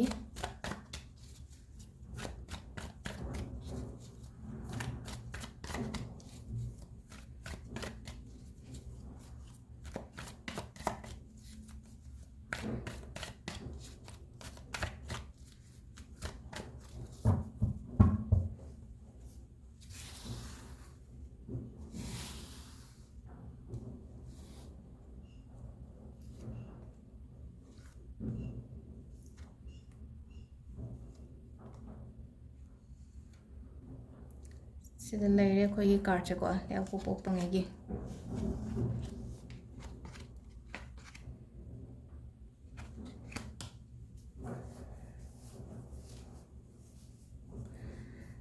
ꯇ꯭ꯌꯨꯁꯗꯦꯒꯤꯁꯦꯀꯣ ꯇ꯭ꯌꯨꯁꯗꯦꯒꯤꯁꯦ ꯍꯥꯏꯗꯤ ꯁꯔꯥꯎꯟꯗꯤꯡꯁꯦ ꯈꯤꯇꯪ ꯐꯠꯇꯦꯀꯣ ꯑꯩꯒꯤ ꯑꯣꯏꯅ ꯍꯥꯏꯗꯤ ꯑꯩꯒꯤ ꯏꯃꯨꯡ ꯃꯅꯨꯡꯒꯤ ꯃꯤꯃꯛ ꯅꯠꯇ꯭ꯔꯒꯁꯨꯀꯣ ꯑꯩꯒꯤ ꯑꯀꯣꯏꯕꯗ ꯂꯩꯕ ꯅꯦꯕꯔꯅꯦ ꯍꯥꯏꯔꯁꯤꯅꯦꯀꯣ ꯅꯦꯕꯔꯅꯦ ꯍꯥꯏꯔꯁꯦ ꯅꯠꯇ꯭ꯔꯒ ꯋꯔꯛ ꯄ꯭ꯂꯦꯁꯇꯅꯤ ꯈꯪꯗꯦꯀꯣ ꯌꯦꯡꯁꯤꯟꯕ ꯈꯣꯠꯆꯟꯕ ꯌꯥꯝꯅ ꯂꯩꯀꯣ ꯍꯥꯏꯗꯤ ꯁꯤꯒꯤ ꯏꯁꯥꯒꯤ ꯑꯣꯏꯅ ꯍꯥꯏꯔꯒꯗꯤꯀꯣ ꯑꯗꯣ ꯑꯗꯨꯃꯥꯏꯅ ꯌꯦꯡꯁꯤꯟꯕ ꯈꯣꯠꯆꯟꯕ ꯌꯥꯝ ꯂꯩꯕꯅꯦꯀꯣ ꯍꯥꯏꯗꯤ ꯑꯦꯅꯔꯖꯤꯁꯤꯁꯨ ꯑꯃꯨꯛ ꯌꯥꯝꯅ ꯂꯣ ꯆꯠꯂꯦꯕ ꯂꯣ ꯆꯠꯄ ꯅꯠꯇ꯭ꯔꯒ ꯍꯥꯏꯗꯤ ꯑꯦꯅꯔꯖꯤ ꯂꯣ ꯆꯠꯄꯅ ꯍꯥꯏꯔꯛꯑꯒꯗꯤ ꯀꯩꯅꯣ ꯍꯥꯏ ꯀꯥꯟꯁꯤꯗꯀꯣ ꯃꯤꯁꯤꯅꯀꯣ ꯍꯥꯏꯗꯤ ꯑꯩꯒ ꯂꯣꯏꯅꯔꯤꯕ ꯃꯤ ꯑꯩꯒꯤ ꯃꯅꯥꯛꯇ ꯂꯩꯔꯤꯕ ꯃꯤꯁꯤꯅ ꯁꯨꯝ ꯅꯦꯒꯦꯇꯤቭ ꯑꯣꯏꯕ ꯋꯥꯁꯦ ꯁꯨꯝ ꯉꯥꯡꯉꯒꯗꯤ ꯑꯩꯈꯣꯏꯁꯦ ꯋꯥꯈꯟꯁꯨ ꯄꯤꯛꯁꯜꯂꯛꯇ꯭ꯔꯥ ꯑꯃꯀꯣ ꯋꯥꯈꯟ ꯄꯤꯛꯁꯜꯂꯛꯄꯅꯤ ꯈꯪꯗꯦ ꯄꯨꯛꯅꯤꯡ ꯅꯨꯡꯁꯤꯔꯛꯄꯅꯤ ꯈꯪꯗꯦ ꯏꯁꯥ ꯏꯊꯟꯗ ꯍꯥꯏꯗꯤ ꯀꯣꯟꯐꯤꯗꯦꯟꯁꯀꯁꯦ ꯂꯣꯏꯅ ꯗꯥꯎꯟ ꯆꯠꯈꯤꯕꯒꯤ ꯇꯥꯏꯞꯇ ꯑꯃꯨꯛ ꯇꯧꯕꯁꯦ ꯑꯗꯨꯗꯨꯅꯀꯣ ꯍꯥꯏꯗꯤ ꯁꯨꯃꯥꯏꯅ ꯍꯥꯏꯗꯤ ꯃꯤ ꯑꯗꯨꯝꯈꯔ ꯂꯩꯕꯁꯦ ꯆꯛ ꯇꯧꯕ ꯈꯔ ꯑꯗꯨꯝ ꯑꯩꯒꯤ ꯁꯔꯥꯎꯟꯗꯤꯡꯗ ꯈꯔ ꯂꯩꯀꯣ ꯌꯥꯔꯒꯗꯤ ꯑꯚꯣꯏꯗ ꯇꯧꯀꯣ ꯁꯤꯒꯤ ꯄꯣꯠ ꯃꯌꯥꯝꯁꯦ ꯑꯚꯣꯏꯗ ꯇꯧꯋꯣ ꯑꯗꯨꯒ ꯁꯤꯗꯀꯣ ꯍꯥꯏꯗꯤ ꯋꯥ ꯌꯥꯝ ꯀꯥ ꯍꯦꯟꯅ ꯉꯥꯡꯒꯅꯣ ꯋꯥ ꯌꯥꯝ ꯀꯥꯅ ꯉꯥꯡꯒꯅꯣ ꯌꯥꯝ ꯊꯤꯅ ꯃꯣꯏꯗ ꯀꯦꯖꯨꯋꯦꯜ ꯑꯣꯏꯕ ꯍꯥꯏꯗꯤ ꯌꯥꯝꯅ ꯗꯣꯗꯥ ꯇꯧꯔꯨꯕꯒꯤ ꯑꯥꯔꯊ꯭ꯔ ꯂꯩꯇꯦꯀꯣ ꯑꯗꯨꯝꯕ ꯃꯤꯗ ꯑꯗꯨꯗꯨꯅ ꯈꯤꯇꯪꯀꯣ ꯍꯥꯏꯗꯤ ꯏꯁꯥꯗ ꯈꯔꯅꯦ ꯈꯔ ꯁꯤꯀ꯭ꯔꯦꯠ ꯊꯝꯃꯣꯀꯣ ꯁꯤꯀ꯭ꯔꯦꯠ ꯊꯝꯃꯣ ꯍꯥꯏꯔꯒꯗꯤ ꯋꯥ ꯂꯣꯏꯅ ꯍꯥꯏꯗꯣꯛꯇꯕ ꯃꯤꯉꯣꯟꯗ ꯂꯣꯏꯅꯃꯛ ꯇꯝꯊꯣꯛꯇꯕ ꯑꯩꯒꯤ ꯅꯨꯡꯉꯥꯏꯇꯕ ꯑꯣꯏꯔꯣ ꯑꯩꯅ ꯀꯩꯒꯨꯝꯕ ꯍꯥꯏꯇꯥꯔꯦꯀꯣ ꯑꯩꯅ ꯁꯄꯣꯁ ꯃꯤꯁꯤꯗ ꯍꯥꯏꯗꯤ ꯍꯥꯟꯅ ꯅꯨꯡꯉꯥꯏꯇꯕ ꯑꯃ ꯇꯝꯈ꯭ꯔꯦꯅ ꯈꯜꯂꯦ ꯅꯨꯡꯉꯥꯏꯇꯕꯗꯨꯒꯤ ꯑꯩꯅ ꯂꯤꯈ꯭ꯔꯤꯕ ꯄꯣꯠꯇꯨꯒꯤ ꯍꯥꯏꯗꯤ ꯃꯥꯅ ꯑꯦꯗꯚꯥꯟꯇꯦꯖ ꯑꯣꯏꯅ ꯂꯧꯕꯗꯣ ꯑꯗꯨꯃꯥꯏꯅ ꯈꯔ ꯇꯧꯋꯦꯕ ꯑꯗꯨꯗꯨꯅ ꯌꯥꯔꯤꯉꯩ ꯀꯩꯅꯣ ꯇꯧꯒꯅꯣꯕ ꯍꯥꯏꯗꯤ ꯋꯥ ꯂꯣꯏꯅ ꯁꯦꯌꯔ ꯇꯧꯊꯣꯛꯀꯅꯣ ꯍꯥꯏꯁꯦ ꯑꯩꯒꯤ ꯊꯕꯛꯀꯤ ꯑꯣꯏꯔꯣ ꯏꯪꯈꯥꯡꯒꯤ ꯑꯣꯏꯔో ꯑꯩꯒꯤ ꯐꯦꯃꯤꯂꯤ ꯏꯁꯨꯁ ꯑꯣꯏꯔꯣ ꯀꯩꯝ ꯂꯤꯒꯅꯣ ꯏꯁꯥ ꯏꯊꯟꯗ ꯑꯗꯨꯝ ꯇꯨꯃꯤꯟꯅ ꯑꯗꯨꯝ ꯊꯝꯃꯣ ꯍꯥꯏꯗꯤ ꯇꯨꯃꯤꯟꯅ ꯑꯗꯨꯝ ꯏꯁꯥꯗ ꯑꯗꯨꯝ ꯊꯝꯃꯣ ꯀꯩꯅꯣ ꯇꯧ ꯍꯥꯏꯗꯤ ꯑꯩꯈꯣꯏ ꯃꯤꯑꯣꯏꯕ ꯑꯣꯏꯕꯅꯤꯅ ꯍꯥꯏꯗꯤ ꯂꯤꯊꯣꯛꯑꯒꯗꯤ ꯈꯔꯕꯨꯗꯤ ꯌꯥꯡꯉꯤꯗꯅꯀꯣ ꯑꯩꯉꯣꯟꯗ ꯂꯩꯔꯤꯕ ꯈꯣꯠꯂꯤꯕ ꯃꯌꯥꯝꯁꯦꯀꯣ ꯑꯗꯣ ꯂꯤꯊꯣꯛꯑꯒꯁꯨꯀꯣ ꯊꯥꯖꯕ ꯌꯥꯕ ꯃꯤꯗ ꯂꯤꯊꯣꯛꯑꯣꯀꯣ ꯊꯥꯖꯕ ꯌꯥꯕ ꯃꯤꯗ ꯂꯤꯊꯣꯛꯑꯣ ꯑꯗꯨꯁꯨ ꯂꯩꯇ꯭ꯔꯦꯅ ꯈꯜꯂꯁꯦꯕ ꯑꯗꯨꯇꯥꯔꯒꯗꯤ ꯀꯔꯤ ꯇꯧꯕ ꯌꯥꯏ ꯁꯦꯇꯔꯗꯦꯗ ꯑꯩꯅ ꯇꯧ ꯍꯥꯏꯕꯁꯦ ꯍꯥꯏꯗꯤ ꯔꯤꯂꯤꯁ ꯇꯧꯍꯜꯂꯛꯑꯗꯤ ꯏꯕ ꯑꯃ ꯂꯣꯏꯅ ꯏꯔꯒꯗꯤ ꯉꯁꯥꯏꯒꯤ ꯑꯩꯒꯤ ꯀꯩꯅꯣ ꯃꯌꯥꯝꯗꯣ ꯑꯩꯉꯣꯟꯗ ꯐꯠꯇꯕ ꯈꯜꯂꯤ ꯃꯌꯥꯝꯁꯦ ꯂꯣꯏꯅ ꯏꯊꯣꯛꯑꯒ ꯕꯔꯟ ꯇꯧꯊꯣꯛꯑꯣ ꯍꯥꯏꯕ ꯑꯃ ꯂꯩꯀꯣ ꯅ꯭ꯌꯨ ꯃꯨꯟꯗ ꯕꯔꯟ ꯇꯧꯊꯣꯛꯑꯣ ꯍꯥꯏꯕ ꯑꯃ ꯂꯩꯀꯣ ꯑꯗꯨ ꯃꯌꯥꯝꯗꯣ ꯑꯗꯨꯃꯥꯏꯅ ꯇꯧꯔꯒ ꯗꯤꯁꯀꯥꯔꯠ ꯇꯧꯊꯣꯛꯑꯣꯕ ꯍꯥꯏꯗꯤ ꯑꯩꯒꯤ ꯃꯥꯏꯟꯗꯒꯤ ꯗꯤꯀ꯭ꯂꯇꯔ ꯇꯧꯈꯤꯕ ꯍꯥꯏꯇꯥꯔꯦꯀꯣ ꯃꯥꯏꯟꯗꯗꯒꯤ ꯍꯥꯏꯗꯤ ꯐꯠꯇꯕ ꯋꯥꯈꯜ ꯐꯠꯇꯕ ꯀꯩꯅꯣ ꯃꯌꯥꯝꯗꯣ ꯂꯣꯏꯅ ꯐ꯭ꯂꯁ ꯑꯥꯎꯠ ꯇꯧꯊꯣꯛꯈꯤꯕ ꯑꯗꯨꯃꯥꯏꯅ ꯇꯧꯔꯒꯀꯣ ꯑꯗꯨ ꯂꯩꯌꯦꯀꯣ ꯁꯤꯗ ꯑꯗꯨꯒ ꯏꯁꯥꯗ ꯊꯥꯖꯕ ꯊꯝꯃꯣꯀꯣ ꯏꯁꯥꯗ ꯊꯥꯖꯕ ꯊꯝꯃꯣ ꯑꯩꯅ ꯈꯜꯂꯤꯁꯦ ꯑꯩꯅ ꯇꯧꯔꯤꯁꯦ ꯑꯩꯅ ꯈꯜꯂꯤꯁꯦ ꯆꯨꯝꯃꯤꯀꯣ ꯍꯥꯏꯕꯗꯣꯀꯣ ꯏꯁꯥꯗ ꯊꯥꯖꯕ ꯊꯝꯃꯣꯀꯣ ꯑꯗꯨꯒ ꯈꯤꯇꯪꯀꯣ ꯍꯥꯏꯗꯤ ꯖꯒꯥꯗꯨꯗꯀꯣ ꯍꯥꯏꯗꯤ ꯎꯪꯁꯜꯂꯒ ꯂꯩꯒꯅꯨꯀꯣ ꯑꯩꯅ ꯍꯧꯖꯤꯛ ꯑꯩ ꯌꯨꯝ ꯃꯅꯨꯡꯗ ꯂꯩꯌꯦꯅ ꯈꯜꯂꯁꯦꯕ ꯌꯨꯝꯁꯤꯗ ꯑꯩ ꯃꯄꯥꯟꯁꯨ ꯀꯌꯥ ꯊꯣꯛꯇꯦ ꯑꯗꯨꯝ ꯅꯣꯡꯉꯥꯟꯕꯗꯒꯤ ꯅꯨꯃꯤꯠ ꯇꯥꯕꯨ ꯑꯩ ꯌꯨꯝꯁꯤꯗ ꯑꯗꯨꯝ ꯂꯩ ꯑꯦꯖ ꯑ ꯍꯥꯎꯁ ꯋꯥꯏꯐ ꯑꯣꯏꯅ ꯑꯦꯛꯖꯥꯝꯄꯜ ꯑꯣꯏꯅ ꯍꯥꯎꯁ ꯋꯥꯏꯐ ꯑꯃꯒꯤ ꯍꯥꯏꯔꯁꯤꯅꯀꯣ ꯍꯥꯎꯁ ꯋꯥꯏꯐꯁꯦ ꯃꯄꯥꯟ ꯁꯨꯡꯊꯣꯛ ꯊꯣꯛꯇꯦꯕ ꯑꯗꯨꯝ ꯌꯨꯝꯁꯤꯗ ꯑꯗꯨꯝ ꯂꯩꯌꯦꯀꯣ ꯍꯥꯏꯗꯤ ꯌꯨꯝꯒꯤ ꯑꯦꯟꯚꯥꯏꯔꯣꯟꯃꯦꯟꯁꯦ ꯌꯥꯝ ꯅꯨꯡꯉꯥꯏꯇ꯭ꯔꯦ ꯇꯥꯔ ꯍꯥꯏꯗꯤ ꯃꯥ ꯃꯄꯥꯟꯗꯤ ꯊꯣꯛꯇꯦ ꯊꯣꯛꯑꯕ ꯇꯥꯔꯗꯤ ꯈꯤꯇꯪꯗ ꯑꯣꯏꯇꯥꯔꯒꯁꯨ ꯃꯤ ꯉꯥꯛꯇꯪ ꯑꯣꯏꯔꯁꯨ ꯄꯨꯜꯂꯣ ꯀꯩꯅꯣꯃ ꯍꯥꯏꯗꯤꯀꯣ ꯑꯩꯒꯤ ꯑꯣꯏꯅ ꯑꯦꯛꯇꯤꯚꯤꯇꯤ ꯑꯃ ꯑꯦड ꯑꯣꯟ ꯇꯧꯁꯜꯂꯣꯀꯣ ꯑꯩꯒꯤ ꯂꯥꯏꯐꯇꯀꯣ ꯑꯦꯛꯇꯤꯚꯤꯇꯤ ꯑꯃ ꯑꯦड ꯑꯣꯟ ꯇꯧꯁꯜꯂꯣ ꯍꯥꯏꯗꯤ ꯉꯥꯛꯇꯪ ꯊꯣꯛꯑꯒ ꯑꯩꯒꯤ ꯑꯣꯏꯅ ꯊꯕꯛ ꯃꯆꯥ ꯑꯃ ꯀꯔꯤ ꯑꯃ ꯅꯠꯇ꯭ꯔꯒ ꯑꯩꯈꯣꯏꯒꯤ ꯍꯧꯖꯤꯛꯀꯥꯟꯗꯤ ꯑꯗꯨꯝ ꯃꯅꯤꯄꯨꯔꯗꯁꯨ ꯂꯩꯕꯨꯗꯤ ꯂꯩꯅꯩ ꯌꯣꯒꯥ ꯀ꯭ꯂꯥꯁ ꯆꯠꯄꯅꯤ ꯈꯪꯗꯦ ꯑꯃꯅꯤ ꯈꯪꯗꯦꯀꯣ ꯈꯔ ꯊꯣꯛꯄꯤꯔꯛꯑꯣ ꯃꯄꯥꯟꯀꯣ ꯑꯗꯨꯗꯨꯅ ꯌꯥꯝ ꯐꯒꯅꯤꯀꯣ ꯑꯗꯨꯒ ꯍꯥꯏꯗꯤ ꯏꯁꯣꯔꯗ ꯊꯥꯖꯕ ꯊꯝꯃꯣꯀꯣ ꯍꯥꯏꯗꯤ ꯌꯨꯅꯤꯚꯔꯁꯁꯤꯗ ꯊꯥꯖꯕ ꯊꯝꯃꯣ ꯍꯥꯏꯀꯣ ꯌꯨꯅꯤꯚꯔꯁꯇ ꯊꯥꯖꯕ ꯊꯝꯃꯣ ꯁ꯭ꯄꯤꯔꯤꯆꯨꯋꯜ ꯑꯣꯏꯌꯣꯀꯣ ꯁ꯭ꯄꯤꯔꯤꯆꯨꯋꯜ ꯑꯣꯏꯌꯣ ꯍꯥꯏꯔꯒꯗꯤ ꯂꯥꯏꯠꯇꯤ ꯅꯤꯡꯉꯣ ꯏꯁꯥꯒꯤ ꯑꯣꯏꯅ ꯁꯤꯗꯀꯣ ꯑꯗꯣ ꯍꯥꯏꯗꯤ ꯑꯩꯉꯣꯟꯗꯀꯣ ꯍꯥꯏꯗꯤ ꯌꯥꯝꯅ ꯑꯗꯨꯝ ꯑꯩꯒꯤ ꯂꯥꯏꯐꯁꯤꯗꯀꯣ ꯗꯣꯃꯤꯅꯦꯠ ꯇꯧꯕ ꯄꯔꯁꯟꯁꯨ ꯑꯗꯨꯝ ꯂꯩꯀꯣ ꯍꯥꯏꯗꯤ ꯁꯤꯒꯤ ꯐꯤꯒꯔꯁꯦ ꯑꯩꯈꯣꯏ ꯍꯁꯕꯦꯟ ꯑꯣꯏꯕ ꯌꯥꯏ ꯅꯠꯇ꯭ꯔꯒ ꯍꯥꯏꯗꯤ ꯌꯨꯝꯒꯤ ꯑꯍꯟ ꯑꯃꯟ ꯑꯣꯏꯕ ꯌꯥꯏꯀꯣ ꯈꯤꯇꯪ ꯗꯣꯃꯤꯅꯦꯠ ꯇꯧꯕ ꯑꯗꯨꯝꯕꯁꯨ ꯑꯗꯨꯝ ꯂꯩꯀꯣ ꯍꯥꯏꯗꯤ ꯂꯣꯏꯅꯃꯛ ꯍꯥꯏꯗꯤ ꯁꯣꯝꯒꯤ ꯂꯥꯏꯐꯁꯦ ꯍꯥꯏꯗꯤ ꯃꯣꯏꯅ ꯀꯟꯇ꯭ꯔꯣꯜꯒꯨꯝꯕ ꯇꯧꯕꯒꯤ ꯇꯥꯏꯞꯇ ꯑꯣꯏꯅ ꯈꯟꯕꯗꯣ ꯑꯗꯨꯃꯥꯏꯅ ꯑꯗꯣ ꯁꯣꯝꯅ ꯁꯨꯃꯥꯏꯅ ꯇꯧꯔꯒꯗꯤ ꯐꯖꯅ ꯍꯩꯅ ꯂꯣꯏꯅꯔꯒꯗꯤꯀꯣ ꯁꯤꯒꯤ ꯗꯣꯃꯤꯅꯦꯠꯁꯦꯀꯣ ꯍꯥꯏꯗꯤ ꯀꯩꯁꯨ ꯀꯩꯅꯣ ꯇꯧꯔꯣꯏꯀꯣ ꯍꯥꯏꯗꯤ ꯃꯣꯏꯁꯦ ꯈꯤꯇꯪ ꯇ꯭ꯔꯦꯗꯤꯁꯅꯦꯜ ꯑꯣꯏꯕꯩꯅꯦꯕ ꯇ꯭ꯔꯦꯗꯤꯁꯅꯦꯜ ꯑꯣꯏꯕ ꯍꯥꯏꯔꯒꯗꯤ ꯋꯥꯈꯟꯁꯦ ꯊꯥꯏꯅꯒꯤ ꯋꯥꯈꯟ ꯈꯟꯕ ꯈꯣꯠꯄ ꯏꯃꯨꯡꯁꯨ ꯑꯗꯨꯝ ꯂꯩꯅꯀꯣ ꯑꯗꯨꯗꯨꯅ ꯑꯩꯈꯣꯏꯅ ꯂꯣꯏꯅꯕ ꯃꯇꯝꯗ ꯈꯤꯇꯪ ꯍꯩꯅ ꯁꯤꯡꯅ ꯂꯣꯏꯅꯔꯒꯗꯤ ꯍꯥꯏꯗꯤ ꯊꯦꯝꯃꯒꯗꯤ ꯅꯠꯇ꯭ꯔꯒ ꯐꯖꯅ ꯍꯥꯏꯅꯔꯒꯗꯤ ꯋꯥꯁꯦ ꯌꯥꯏꯗꯅꯀꯣ ꯑꯗꯨꯅꯤꯀꯣ ꯑꯗꯨꯃ ꯂꯩꯔꯦꯀꯣ ꯑꯗꯩ ꯑꯩꯅꯁꯦ ꯍꯥꯏꯔꯦꯀꯣ ꯍꯥꯏꯗꯤ ꯊꯣꯛꯂꯛꯑꯣ ꯋꯥꯈꯟꯗꯣ ꯑꯗꯨꯃꯥꯏꯅ ꯇꯧꯔꯒ ꯍꯥꯏꯗꯤ ꯁꯤꯗꯀꯣ ꯍꯥꯏꯗꯤ ꯄꯜꯂꯒ ꯐꯝꯃꯒ ꯁꯤꯗ ꯂꯦꯞꯄꯒ ꯂꯩꯁꯦ ꯀꯩꯝ ꯂꯦꯡꯗꯉꯩ ꯊꯣꯛꯂꯛꯑꯣ ꯍꯥꯏꯕꯅꯦꯕ ꯁꯤꯗ ꯍꯥꯏꯁꯦꯀꯣ ꯊꯣꯛꯂꯛꯑꯣ ꯀꯩꯅꯣꯝ ꯇꯧꯔꯒ ꯍꯥꯏꯗꯤ ꯋꯥꯈꯟ ꯍꯥꯏꯗꯤ ꯆꯠꯄ ꯈꯛꯇꯪꯅꯁꯨ ꯅꯠꯇꯦꯀꯣ ꯑꯩꯒꯤ ꯉꯁꯥꯏꯒꯤ ꯊꯣꯠ ꯄ꯭ꯔꯣꯁꯦꯁꯇꯣ ꯑꯃ ꯆꯦꯟꯖ ꯇꯧꯕ ꯑꯃꯁꯨ ꯗꯔꯀꯥꯔ ꯑꯣꯏꯀꯣ ꯁꯤꯗ ꯑꯗꯨꯃ ꯂꯩꯔꯦꯀꯣ ꯀꯩꯅꯣ ꯇꯧꯋꯣ ꯃꯤꯒꯤ ꯃꯇꯦꯡ ꯄꯥꯡꯉꯣ ꯍꯥꯏꯗꯤ ꯃꯤꯒꯤ ꯃꯇꯦꯡ ꯄꯥꯡꯕ ꯃꯇꯝꯗꯅꯀꯣ ꯑꯩꯉꯣꯟꯗ ꯑꯃꯨꯛꯀ ꯍꯦꯟꯅ ꯐꯕ ꯑꯣꯏꯒꯅꯤꯀꯣ ꯈꯤꯇꯪꯗ ꯑꯣꯏꯔꯒꯁꯨ ꯂꯨꯄꯥ 100ꯗ ꯂꯩꯔꯒꯁꯨ ꯈꯪꯕ꯭ꯔꯥ ꯂꯨꯄꯥ 50ꯗ ꯑꯣꯏ ꯇꯥꯔꯒꯁꯨ ꯃꯤꯒꯤ ꯃꯇꯦꯡ ꯄꯥꯡꯉꯣ ꯌꯥꯝ ꯃꯤ ꯃꯇꯦꯡ ꯄꯥꯡꯉꯣ ꯍꯥꯏꯔꯒ ꯍꯦꯛꯇ ꯂꯤꯁꯤꯡ ꯂꯥꯛꯀꯦ ꯑꯗꯨꯒꯤ ꯋꯥ ꯅꯠꯇꯦꯀꯣ ꯑꯔꯩꯕ ꯈꯔꯗꯨꯗꯒꯤ ꯈꯤꯇꯪꯗ ꯑꯣꯏꯔꯒꯁꯨꯀꯣ ꯑꯉꯝꯕ ꯃꯇꯦꯡ ꯑꯗꯨꯃꯥꯏꯅꯒꯨꯝꯕ ꯄꯥꯡꯉꯣꯀꯣ ꯑꯩꯅ ꯃꯇꯦꯡ ꯄꯥꯡꯕ ꯃꯇꯝꯗ ꯑꯩꯉꯣꯟꯗ ꯑꯃꯨꯛꯀ ꯍꯦꯟꯅ ꯕ꯭ꯂꯦꯁ ꯑꯣꯏꯒꯅꯤꯀꯣ ꯑꯗꯨꯅꯅꯦꯀꯣ ꯁꯤꯗ ꯍꯥꯏꯁꯦꯀꯣ ꯑꯗꯣ ꯁꯤꯗ ꯂꯩꯔꯦ ꯑꯩꯈꯣꯏꯒꯤ ꯂꯩꯕꯥꯛꯄꯣꯛꯄ ꯅꯨꯃꯤꯠꯀꯤ ꯀꯥꯔꯠ ꯃꯦꯁꯦꯖꯁꯦꯀꯣ ꯃꯊꯪꯒꯤ ꯌꯨꯝꯖꯀꯩꯁꯒꯤ ꯑꯃꯨꯛ ꯌꯦꯡꯃꯤꯟꯅꯔꯁꯦꯀꯣ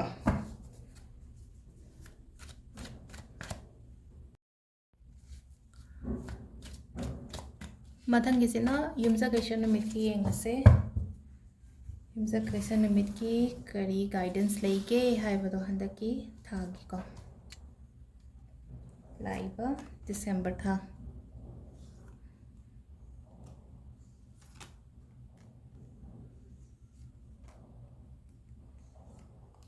ꯁꯤ ꯂꯩꯔꯦꯀꯣ 5 ꯀꯥꯔꯠꯁꯦ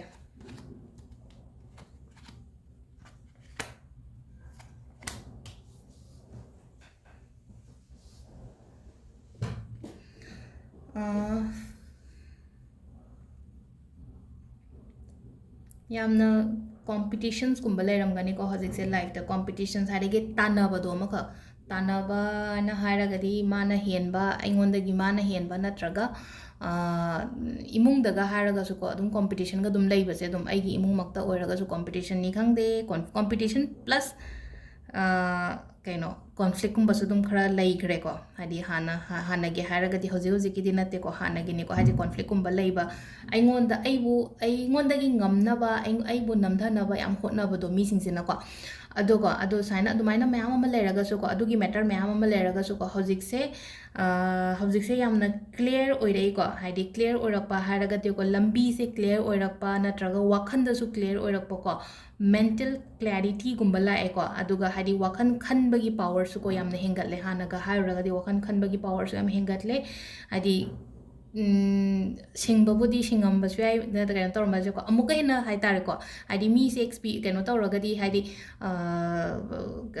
ꯂꯥꯏꯐꯁꯤꯗ ꯖꯥꯠ ꯖꯥꯠ ꯖꯥꯠ ꯃꯌꯥꯝ ꯊꯣꯛꯑꯒꯗꯤ ꯑꯦꯛꯁꯄꯤꯔꯤꯌꯦꯟꯁ ꯑꯃꯨꯛꯀ ꯍꯦꯟꯅ ꯂꯩꯕꯗꯣ ꯑꯗꯨꯗꯨꯅ ꯑꯦꯛꯁꯄꯤꯔꯤꯌꯦꯟꯁ ꯂꯩꯔꯕꯅꯤ ꯍꯧꯖꯤꯛ ꯍꯧꯖꯤꯛ ꯀꯩꯅꯣꯝꯃ ꯇꯧꯕ ꯃꯇꯝꯗ ꯗꯤꯁꯤಷꯟ ꯃꯦꯀꯤꯡꯗ ꯑꯣꯏꯔꯣ ꯅꯠꯇ꯭ꯔꯒ ꯀꯩꯅꯣꯝꯗ ꯑꯣꯏꯔോ ꯌꯥꯝꯅ ꯑꯦꯛꯁꯄꯤꯔꯤꯌꯦꯟꯁ ꯂꯩꯕ ꯍꯦꯜꯂꯦꯀꯣ ꯑꯩꯉꯣꯟꯗ ꯊꯦꯡꯅꯔꯛꯏꯕ ꯄꯣꯠ ꯃꯌꯥꯝꯁꯤꯒꯤ ꯃꯇꯨꯡ ꯏꯟꯅ ꯍꯥꯏꯔꯒꯗꯤ ꯑꯗꯣ ꯌꯦꯠꯅꯕꯒꯨꯝꯕ ꯂꯩꯔꯒꯗꯤꯀꯣ ꯍꯟꯗꯛꯀꯤ ꯊꯥꯁꯦ ꯌꯦꯠꯅꯕꯒꯨꯝꯕ ꯂꯩꯔꯒꯗꯤ ꯁꯤꯒꯤ ꯌꯦꯠꯅꯔꯤꯕ ꯄꯣꯠꯁꯦ ꯀꯩꯅꯣ ꯇꯧꯔꯛꯀꯅꯤꯀꯣ ꯍꯥꯏꯗꯤ ꯑꯩꯉꯣꯟꯗ ꯁꯛꯁꯦꯁꯀꯨꯝꯕ ꯄꯤꯔꯤꯀꯣ ꯑꯗꯨꯒ ꯑꯃꯅꯀꯣ ꯍꯥꯏꯗꯤ ꯋꯥꯈꯟꯁꯦ ꯃꯤꯁꯦ ꯏꯃꯣꯁꯅꯦꯂꯤ ꯈꯟꯕ ꯑꯃ ꯍꯥꯏꯕ ꯑꯃ ꯂꯩ ꯑꯗꯨꯒ ꯀꯣꯛꯇꯒꯤ ꯃꯥꯏꯟꯗꯒꯤ ꯈꯟꯕ ꯍꯥꯏꯕ ꯑꯃ ꯂꯩꯀꯣ ꯗꯤꯁꯤஷꯟꯒꯨꯝꯕ ꯂꯧꯕꯁꯦ ꯍꯧꯖꯤꯛꯁꯦ ꯍꯥꯏꯗꯤ ꯑꯩꯒꯤ ꯑꯣꯏꯅ ꯋꯥꯔꯦꯞꯀꯨꯝꯕ ꯀꯩꯒꯨꯝꯕ ꯂꯧꯕꯁꯦ ꯊꯃꯣꯏꯗꯒꯤꯀꯣ ꯊꯃꯣꯏꯁꯤꯗꯤ ꯍꯥꯏꯗꯤ ꯃꯤꯅꯨꯡꯁꯤ ꯀꯔꯤ ꯀꯔꯥ ꯑꯗꯨꯃꯥꯏꯅ ꯂꯩꯕ ꯍꯦꯛ ꯌꯥꯎꯋꯤꯅꯀꯣ ꯑꯗꯨꯗꯨꯅꯀꯣ ꯍꯥꯏꯗꯤ ꯑꯩꯅ ꯉꯁꯥꯏꯒꯤ ꯏꯃꯣꯁꯅꯦꯜ ꯑꯣꯏꯔꯤꯉꯩꯗ ꯍꯦꯛ ꯂꯧꯕ ꯉꯝꯗꯕ ꯈꯣꯠꯇꯕ ꯑꯗꯨꯝꯕ ꯃꯌꯥꯝ ꯑꯃ ꯂꯩꯖꯕꯅꯤꯅꯀꯣ ꯑꯦꯅꯤ ꯀꯩꯅꯣꯝꯃ ꯗꯤꯁꯤꯖꯟ ꯂꯧꯒꯦ ꯍꯥꯏ ꯃꯇꯝꯗ ꯍꯧꯖꯤꯛꯁꯦ ꯍꯥꯏꯗꯤ ꯃꯥꯏꯟꯗꯒꯤ ꯂꯧꯕ ꯀꯣꯛꯇꯒꯤ ꯑꯣꯏꯅ ꯂꯧꯀꯣ ꯊꯃꯣꯏꯗꯒꯤ ꯗꯤꯁꯤꯖꯟ ꯂꯧꯕ ꯌꯥꯗꯦꯀꯣ ꯑꯗꯨꯃ ꯂꯩꯔꯦꯀꯣ ꯌꯥꯝꯅ ꯗꯤꯁꯤꯄ꯭ꯂꯤꯟ ꯂꯩꯅ ꯊꯕꯛ ꯇꯧꯕꯤꯌꯣ ꯗꯤꯁꯤꯄ꯭ꯂꯤꯟ ꯂꯩꯅ ꯊꯕꯛ ꯇꯧꯋꯣ ꯊꯃꯣꯏ ꯁꯦꯡꯉꯣ ꯑꯗꯨꯒꯀꯣ ꯍꯥꯏꯗꯤ ꯁꯤꯗꯀꯣ ꯍꯥꯏꯗꯤ ꯑꯩꯉꯣꯟꯗ ꯑꯃꯨꯛꯀ ꯍꯦꯟꯅ ꯑꯩ ꯁ꯭ꯇ꯭ꯔꯣꯡ ꯑꯣꯏꯕ ꯍꯦꯜꯂꯛꯀꯅꯤꯀꯣ ꯑꯗꯨ ꯁꯤꯗꯀꯣ ꯍꯥꯏꯗꯤ ꯀꯩꯅꯣꯒꯤ ꯄꯩꯁꯥ ꯅꯨꯡꯁꯥꯒꯤ ꯑꯣꯏꯔꯣ ꯅꯠꯇ꯭ꯔꯒ ꯂꯟ ꯊꯨꯝꯒꯤ ꯃꯇꯥꯡꯒꯤꯗ ꯒꯨꯗ ꯅ꯭ꯌꯨꯁꯀꯨꯝꯕ ꯀꯩꯒꯨꯝꯕ ꯑꯩꯉꯣꯟꯗ ꯈꯇꯪ ꯄꯤꯔꯤꯀꯣ ꯕꯤꯖꯅꯦꯁꯅꯤ ꯈꯪꯗꯦ ꯑꯩꯒꯤ ꯑꯦꯖꯨꯀꯦꯁꯟꯒꯤ ꯃꯇꯥꯡꯗꯅꯤ ꯈꯪꯗꯦ ꯑꯗꯒꯤ ꯀꯔꯤꯌꯔꯒꯤ ꯃꯇꯥꯡꯗꯅꯤ ꯈꯪꯗꯦ ꯅꯥꯕꯒ ꯍꯥꯏꯔꯒꯁꯨꯀꯣ ꯅꯥꯕꯁꯦ ꯅꯍꯥꯟꯒꯩ ꯍꯛꯆꯥꯡ ꯉꯝꯃꯝꯗꯦ ꯍꯥꯏꯔꯒꯁꯨ ꯍꯦꯜꯊꯀꯤ ꯄ꯭ꯔꯣꯕ꯭ꯂꯝꯒꯨꯝꯕ ꯂꯩꯔꯒꯁꯨꯀꯣ ꯂꯣꯏꯅ ꯍꯤꯜ ꯇꯧꯔꯛꯏꯕꯁꯤꯗ ꯑꯗꯨꯗꯨꯅ ꯌꯥꯝ ꯀꯥ ꯍꯦꯟꯅ ꯈꯟꯖꯟꯕꯤꯒꯅꯨꯀꯣ ꯌꯥꯝ ꯀꯥ ꯍꯦꯟꯅ ꯈꯟꯖꯟꯕꯤꯒꯅꯨ ꯍꯥꯏꯕꯒꯤ ꯑꯥꯊ꯭ꯔꯗꯤ ꯀꯩꯅꯣ ꯍꯥꯏ ꯃꯇꯝꯁꯤꯗ ꯑꯩꯁꯤꯕꯨ ꯁꯨꯃꯥꯏꯅ ꯇꯧꯔꯤꯁꯤꯕꯨ ꯀꯥꯏꯅ ꯑꯗꯨꯃꯥꯏꯅ ꯍꯥꯏꯗꯤ ꯍꯦꯟꯅ ꯈꯟꯒꯅꯣꯕ ꯍꯦꯟꯅ ꯈꯟꯖꯟꯕ ꯑꯃ ꯌꯥꯎꯋꯦꯕ ꯁꯣꯝꯁꯤꯗꯀꯣ ꯍꯥꯏꯐꯦꯠ ꯍꯥꯏꯗꯤ ꯈꯤꯇꯪ ꯇꯧꯔꯛꯄ ꯃꯇꯝꯗꯀꯣ ꯑꯩꯅ ꯋꯥꯈꯜꯁꯦ ꯈꯤꯇꯪ ꯑꯩꯅ ꯍꯥꯏꯁꯦ ꯇꯠꯄ ꯃꯇꯝꯗ ꯈꯨꯠꯇ ꯈꯤꯇꯪ ꯁꯣꯛꯑꯦꯅ ꯈꯟꯕ ꯃꯇꯝꯁꯤꯗꯀꯣ ꯍꯦꯟꯅ ꯈꯟꯖꯜꯂꯒ ꯍꯥꯏꯗꯤ ꯃꯍꯤꯛ ꯆꯪꯉꯗꯤ ꯀꯃꯥꯏꯅ ꯇꯧꯅꯤ ꯑꯗꯨ ꯇꯧꯔꯗꯤ ꯍꯥꯏꯗꯤ ꯑꯗꯨꯒꯤ ꯋꯥꯈꯟꯗꯣ ꯌꯧꯋꯦꯕ ꯍꯦꯛꯇ ꯑꯗꯨꯗꯨꯅꯀꯣ ꯍꯥꯏꯗꯤ ꯌꯥꯝ ꯀꯥ ꯍꯦꯟꯅ ꯍꯥꯏꯗꯤ ꯁꯤꯆꯨꯋꯦꯁꯟꯁꯦ ꯑꯗꯨ ꯌꯥꯝꯅ ꯐꯠꯇꯕ ꯅꯠꯇꯦ ꯑꯗꯨ ꯌꯥꯝꯅ ꯈꯟꯖꯟꯕꯒꯤ ꯑꯥꯊ꯭ꯔꯁꯨ ꯊꯣꯛꯇꯦꯀꯣ ꯐ꯭ꯌꯨꯆꯔꯗ ꯁꯛꯁꯦꯁ ꯐꯖꯅ ꯄꯤꯔꯤꯀꯣ ꯑꯗꯣ ꯍꯥꯏꯗꯤ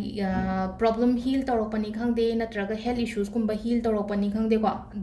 ꯑꯗꯨꯒꯤ ꯁꯥꯏꯟ ꯑꯃ ꯐꯖꯅ ꯂꯥꯛꯏ ꯑꯗꯨꯅ ꯄꯣꯊꯥꯕꯤꯌꯣ ꯐꯖꯅꯀꯣ ꯄꯣꯊꯥꯋꯣ ꯃꯇꯝ ꯆꯥꯡ ꯅꯥꯏꯅ ꯊꯕꯛ ꯏꯪꯈꯥꯡꯁꯦ ꯇꯧꯕꯤꯌꯣꯀꯣ ꯑꯩꯅ ꯍꯧꯔꯛꯄꯗ ꯍꯧꯖꯤꯛ ꯍꯥꯏꯕꯨꯗꯤ ꯍꯥꯏꯔꯦꯀꯣ ꯗꯤꯁꯤꯄ꯭ꯂꯤꯟ ꯅꯥꯏꯌꯣ ꯈꯣꯠꯂꯣ ꯍꯥꯏꯔꯀꯣ ꯁꯦꯝ ꯑꯗꯨꯃꯥꯏꯅꯀꯣ ꯉꯁꯥꯏꯒꯤ ꯊꯕꯛ ꯏꯪꯈꯥꯡꯗ ꯗꯤꯁꯤꯄ꯭ꯂꯤꯟ ꯅꯥꯏꯕ ꯑꯗꯨꯃꯥꯏꯅ ꯏꯁꯥꯒꯤ ꯍꯦꯜꯠꯇꯁꯨ ꯈꯔ ꯗꯤꯁꯤꯄ꯭ꯂꯤꯟ ꯅꯥꯏꯌꯣꯀꯣ ꯍꯥꯏꯗꯤ ꯇꯨꯝꯕ ꯆꯥꯕ ꯈꯣꯠꯄ ꯃꯇꯝ ꯆꯥꯅ ꯆꯥꯅ ꯇꯧꯕꯤꯌꯣꯀꯣ ꯅꯥꯍꯟꯕ ꯌꯥꯗꯦꯀꯣ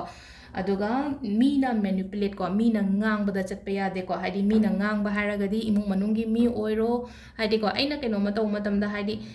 ꯁꯝꯇꯥꯏꯝꯁ ꯏꯃꯨꯡꯒꯤ ꯃꯤꯅ ꯃꯦꯅꯤꯄꯨꯂꯦꯠ ꯇꯧꯕꯁꯨ ꯍꯦꯛ ꯌꯥꯎꯋꯤꯗꯅꯀꯣ ꯑꯗꯨꯗꯨꯅ ꯍꯥꯏꯗꯤ ꯃꯤꯅ ꯉꯥꯡꯕ ꯃꯇꯝꯗꯀꯣ ꯍꯥꯏꯗꯤ ꯐꯤꯜꯇꯔ ꯇꯧꯊꯣꯛꯑꯣꯕ ꯏꯁꯥ ꯏꯊꯟꯗ ꯐꯤꯜꯇꯔ ꯇꯧꯊꯣꯛ ꯍꯥꯏꯗꯤ ꯃꯥꯏꯟꯁꯤꯗ ꯐꯤꯜꯇꯔ ꯇꯧꯊꯣꯛꯄ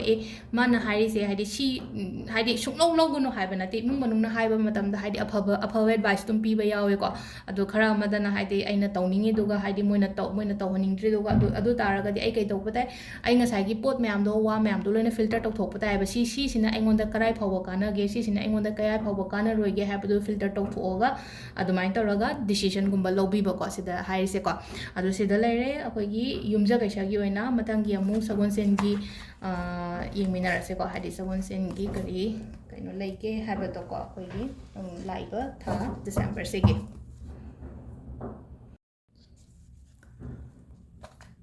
ꯅꯦꯛꯁꯀꯤꯁꯤꯅ ꯁꯒꯣꯜꯁꯦꯟ ꯅꯨꯃꯤꯠꯀꯤ ꯍꯥꯏꯐꯦꯠ ꯑꯃꯨꯛ ꯌꯦꯡꯃꯤꯟꯅꯔꯁꯦꯀꯣ ꯁꯒꯣꯜꯁꯦꯟ ꯅꯨꯃꯤꯠꯀꯤ ꯀꯔꯤ ꯒꯥꯏꯗꯦꯟꯁ ꯂꯩꯒꯦ ꯍꯥꯏꯕꯗꯣꯀꯣ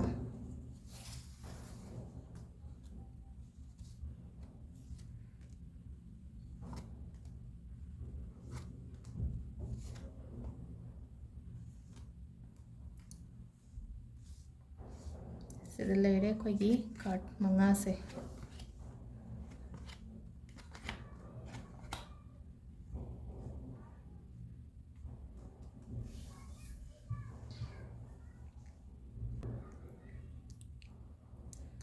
एनवायरनमेंट को ꯑꯩꯒꯤ ꯋꯔꯛ ꯄ꯭ꯂꯦꯁꯀꯨꯝꯕ ꯀꯩꯒꯨꯝꯕꯀꯣ ꯁꯤꯒꯨꯝꯕꯁꯦ ꯈꯤꯇꯪ ꯇꯣꯛꯁꯤꯛ ꯑꯣꯏꯕꯗꯧꯅ ꯇꯧꯋꯦꯀꯣ ꯍꯥꯏꯗꯤ ꯇꯣꯛꯁꯤꯛ ꯑꯣꯏꯕ ꯍꯥꯏꯔꯒꯗꯤ ꯅꯨꯡꯉꯥꯏꯇꯕꯗꯣ ꯌꯥꯝꯅ ꯍꯥꯏꯗꯤ ꯊꯕꯛ ꯇꯧꯃꯤꯟꯅꯕ ꯅꯨꯡꯉꯥꯏꯇꯕꯅꯤ ꯈꯪꯗꯦ ꯅꯠꯇ꯭ꯔꯒ ꯂꯩꯃꯤꯟꯅꯕ ꯅꯨꯡꯉꯥꯏꯇꯕꯅꯤ ꯈꯪꯗꯦ ꯑꯗꯨꯃꯥꯏꯅꯒꯨꯝꯕ ꯂꯩꯀꯣ ꯑꯗꯣ ꯁꯤꯁꯤꯅ ꯁꯤ ꯑꯣꯏꯔꯦ ꯑꯗꯣ ꯍꯧꯖꯤꯛꯀꯤ ꯑꯣꯏꯅ ꯍꯥꯏꯔꯒꯗꯤ ꯍꯟꯗꯛꯀꯤ ꯊꯥꯁꯦꯀꯣ ꯑꯩꯒꯤ ꯑꯣꯏꯅ ꯍꯥꯏꯔꯒꯗꯤꯀꯣ ꯄ꯭ꯂꯥꯟꯗꯤ ꯐꯖꯅ ꯇꯧꯔꯤꯕ ꯑꯩꯒꯤ ꯒꯣꯜ ꯑꯃ ꯁꯦꯠ ꯇꯧꯒꯦ ꯀꯥꯏꯅ ꯈꯟꯕꯗꯣ ꯂꯥꯏꯔꯤꯛ ꯄꯥꯕ ꯀꯥꯏꯅ ꯍꯥꯏꯔꯁꯤꯅꯦꯀꯣ ꯂꯥꯏꯔꯤꯛ ꯄꯥꯔꯒꯗꯤ ꯑꯩ ꯁꯤꯁꯤꯃ ꯍꯥꯏꯗꯤ ꯀꯕꯔ ꯑꯞ ꯇꯧꯍꯧꯕ ꯁꯤꯂꯦꯕꯁꯁꯦ ꯅꯠꯇ꯭ꯔꯒ ꯍꯥꯏꯗꯤ ꯁꯤꯒꯤ ꯂꯥꯏꯔꯤꯛꯁꯤꯃ ꯑꯩ ꯂꯣꯏꯁꯤꯜꯍꯧꯕ ꯄꯥꯕ ꯀꯥꯏꯅ ꯑꯗꯨꯃꯥꯏꯅ ꯈꯟꯕꯒꯨꯝꯕ ꯂꯩꯁꯨ ꯂꯩꯅꯤꯀꯣ ꯍꯥꯏꯗꯤ ꯁꯥꯇ꯭ꯔꯒꯤꯗ ꯍꯥꯏꯔꯛꯑꯒꯗꯤ ꯕꯤꯖꯅꯦꯁ ꯇꯧꯕ ꯃꯤ ꯍꯥꯏꯔꯒꯁꯨꯀꯣ ꯍꯥꯏꯗꯤ ꯌꯥꯝ ꯐꯖꯅ ꯄ꯭ꯂꯥꯟ ꯇꯧꯔꯤꯕ ꯍꯟꯗꯛꯀꯤ ꯊꯥꯁꯦ ꯑꯩ ꯕꯤꯖꯤꯅꯦꯁ ꯁꯨꯃꯥꯏꯅ ꯇꯧꯕ ꯏꯝꯄ꯭ꯂꯤꯃꯦꯟ ꯁꯨꯃꯥꯏꯅ ꯇꯧꯕ ꯁꯤ ꯇꯧꯔꯒꯗꯤ ꯀꯔꯤ ꯑꯦꯛꯁꯟ ꯂꯧꯔꯒꯗꯤ ꯀꯃꯥꯏꯅ ꯐꯒꯗꯒꯦ ꯈꯣꯠꯀꯗꯒꯦ ꯍꯥꯏꯕꯗꯣꯀꯣ ꯍꯥꯏꯗꯤ ꯐꯖꯅ ꯈꯜꯂꯒ ꯑꯩꯁꯦꯀꯣ ꯐꯣꯀꯁꯇꯤ ꯇꯧꯔꯒ ꯂꯩꯔꯤꯀꯣ ꯐꯣꯀꯁ ꯇꯧꯔꯒ ꯂꯩꯔꯤ ꯇꯧꯒꯦ ꯍꯥꯏꯅꯁꯨ ꯈꯜꯂꯤꯀꯣ ꯇꯧꯒꯦ ꯍꯥꯏꯅ ꯈꯜꯂꯤꯕ ꯄꯣꯠꯁꯦ ꯍꯥꯏꯗꯤ ꯈꯜꯂꯒ ꯍꯧꯖꯤꯛꯀꯣ ꯍꯥꯏꯗꯤ ꯈꯣꯡꯗꯤ ꯊꯥꯡꯗꯣꯛꯇ꯭ꯔꯤꯀꯣ ꯑꯗꯨꯒꯤ ꯁꯤꯒꯤ ꯄꯣꯠꯁꯦ ꯇꯧꯕ ꯃꯇꯝꯗ ꯏꯁꯥꯗ ꯀꯥꯟꯅꯒꯅꯤꯀꯣ ꯑꯩꯅ ꯈꯜꯂꯤꯕ ꯄꯣꯠꯁꯦꯀꯣ ꯒ꯭ꯔꯣꯠ ꯂꯩꯒꯅꯤꯕ ꯁꯤꯗꯀꯣ ꯒ꯭ꯔꯣꯠ ꯂꯩꯒꯅꯤ ꯁꯛꯁꯦꯁ ꯂꯩꯒꯅꯤꯕ ꯁꯤꯗꯀꯣ ꯑꯗꯨꯒ ꯄꯩꯁꯥ ꯅꯨꯡꯁꯥꯒꯤ ꯑꯣꯏꯅ ꯍꯥꯏꯔꯒꯁꯨꯀꯣ ꯄꯩꯁꯥꯁꯨ ꯑꯗꯨꯝ ꯑꯩꯉꯣꯟꯗ ꯂꯥꯛꯄꯁꯨ ꯑꯗꯨꯝ ꯑꯣꯏꯒꯅꯤꯀꯣ ꯁꯤꯒꯤ ꯄꯣꯠꯁꯦ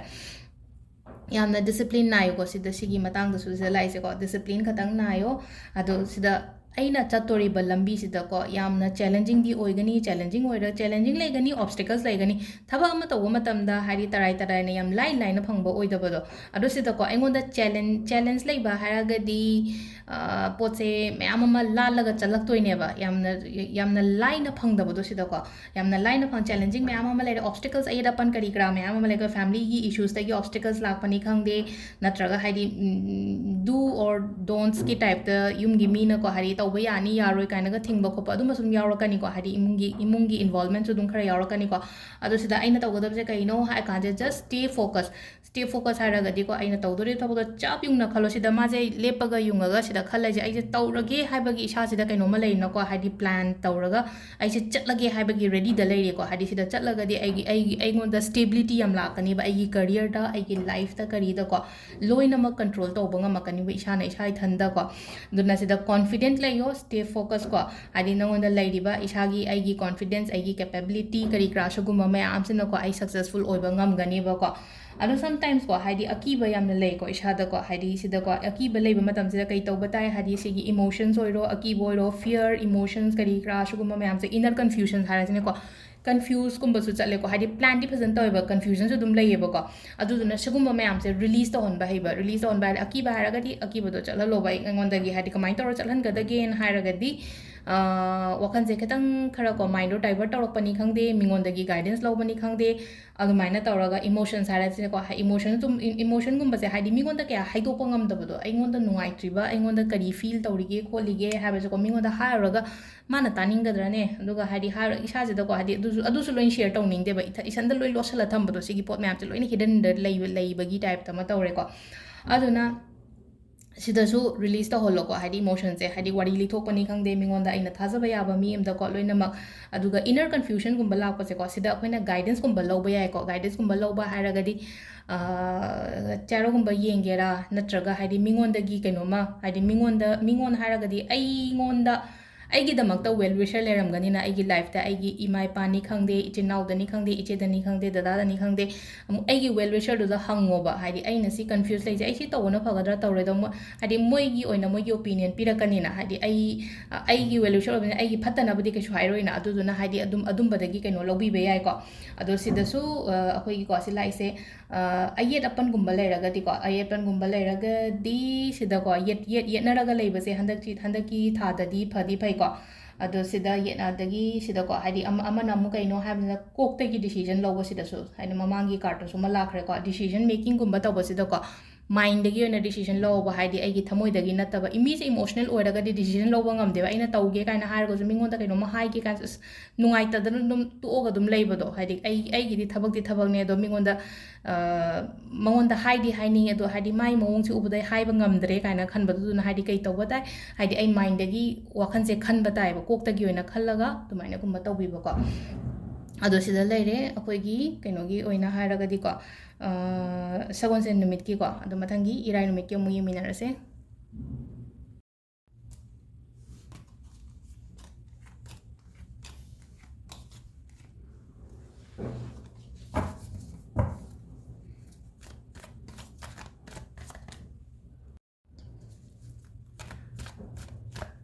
ꯃꯊꯪꯒꯤꯁꯤꯅ ꯏꯔꯥꯏ ꯅꯨꯃꯤꯠꯀꯤ ꯑꯃꯨꯛ ꯌꯦꯡꯃꯤꯟꯅꯔꯁꯦꯀꯣ ꯏꯔꯥꯏ ꯅꯨꯃꯤꯠꯀꯤ ꯂꯥꯛꯏꯕ ꯊꯥꯁꯤꯒꯤ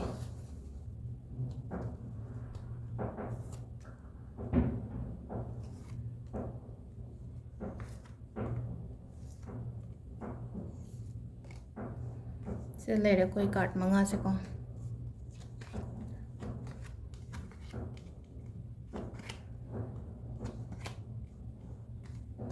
खितंग कार्ड से मिसमैच तौरगा लाएको मिसमैच तौरगा लाकपा हैरगदी अफबा फत्तबा खितंग यानरप तौरगा लाएको इराई नुमित किसे को इराई नुमित किसे को हाइदी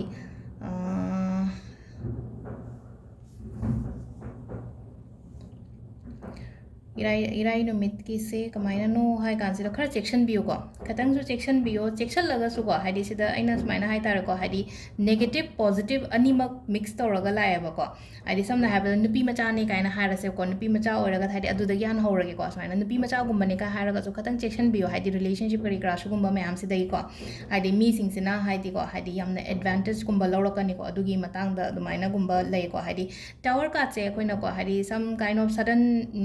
चेंज कुंबा लापनी खंगदे नत्रगा हाइदी